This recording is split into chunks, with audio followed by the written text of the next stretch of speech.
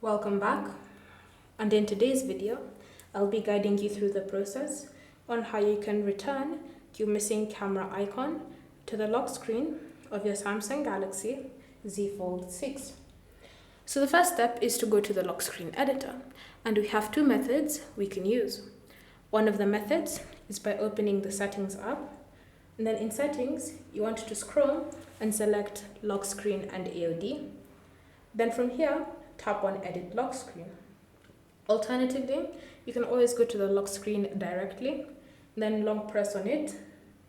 If you have the screen lock type, enter in your PIN, password or pattern, and then you'll be given the lock screen editor.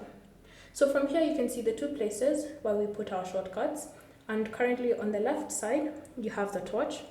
But if you want to return the camera shortcut, you can choose either side that you want. So you can tap on torch and then replace it with camera, or you can tap on the side that's empty, then select camera from that pop-up menu.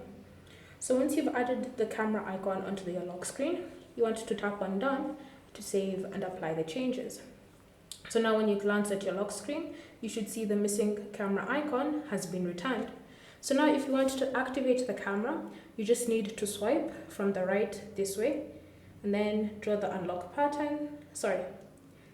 You just need to swipe like that and you should see the camera being brought up.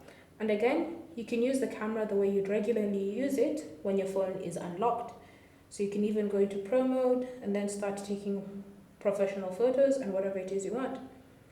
If you want to exit the camera, you can just tap on the home button and you'll be brought directly back to the to the lock screen. So to activate, swipe on the icon.